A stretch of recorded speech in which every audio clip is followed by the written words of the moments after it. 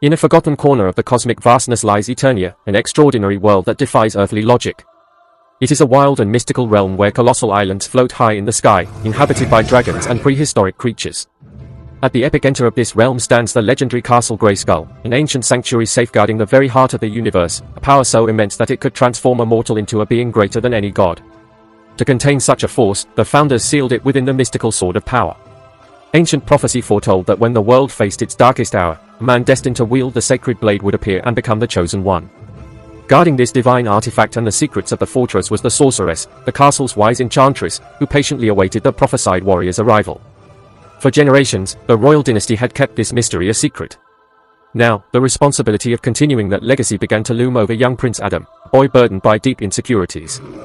Unlike his ancestors, Adam did not possess a warrior's spirit. He looked in the mirror and saw only an ordinary young man, prone to doubting his abilities and overwhelmed by the weight of the crown. That morning, the prince was trying to convince his mother, Queen Marlena, to let him skip his rigorous combat training. He preferred the comfort of obscurity and the simple company of his faithful pet, Cringer, who seemed to mirror his master's peaceful yet fearful nature. However, the queen ignored his pleas and sent him to the training grounds, reminding him that the character of future protectors is forged through discipline. Upon arriving at the military training area, dozens of young recruits were gathered beneath the sun. Standing before them was the imposing figure of Duncan, the respected commander of the Royal Guard, known to everyone as Man-at-Arms. The commander walked among his pupils, imparting a vital lesson.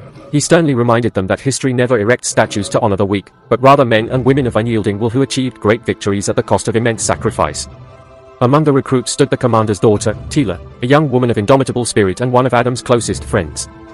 When the youths began pairing up for fencing drills, the prince's performance highlighted his lack of experience, leaving him unable to execute even the most rudimentary parries.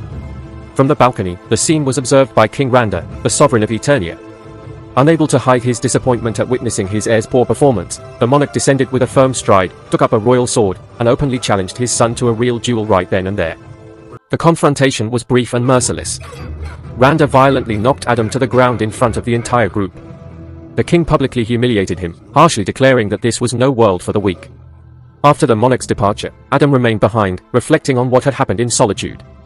Teela approached to cheer him up, assuring him that he wasn't weak and that, since the kingdom had enjoyed lasting peace, the need to fight might never come. However, those optimistic words were cut short when both youths noticed the sorceress staring at the sky in clear panic. Within seconds, Eternia's tranquility shattered into 1,000 pieces. Emergency alarms blared with a deafening clamor throughout the realm as a fierce enemy invasion descended upon Eternia. Adam rushed to his mother while the royal guard engaged the attackers in a brutal clash that spread across every corner of the palace. In the midst of the chaos, Duncan and the kingdom's strongest defenders struggled to hold the line. With Duncan displaying a high level of combat skill and precision, he cut down enemy forces one after another. The veteran commander came face to face with the dreaded Trapjaw, a cybernetic warrior equipped with a steel jaw and a deadly hook attachment. Duncan ordered the royal family evacuated, then engaged Trapjaw in an intense fight. However, Trapjaw's strength proved overwhelming. After a prolonged struggle, he overpowered Duncan and slammed him violently to the ground.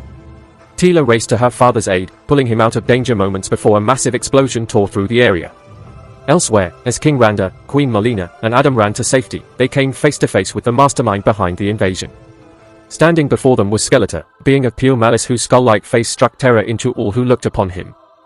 With a sinister smile, he declared that Randor's reign would end that very night and that he had come to claim what he believed was rightfully his. Understanding the severity of the situation, Randor urged Marlena to take Adam and escape without hesitation, vowing to sacrifice his life if necessary to protect them. The king drew his sword and struck down enemies one after another, but he was soon overwhelmed. Wielding the dark energy of his mystical staff, Skeletor shattered the head of a towering statue and ordered Randor taken alive, insisting he be imprisoned so Eternia could witness the rise of its new ruler.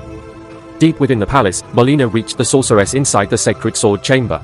The guardian entrusted the sword of power to the young prince. Holding back tears, Marlena begged the sorceress to send Adam somewhere safe and urged him never to forget who he was. The sorceress opened a dimensional gateway, but Skeletor stormed into the chamber and struck the queen with dark magic. With no time to spare, the sorceress shielded Adam from the tyrant and urged him to flee, reminding him that Eternia's fate rested on his shoulders. Amid the chaos, Adam lost his grip on the sword of power as he crossed the portal. The gateway sealed shut behind him, sending him to Oklahoma on Earth.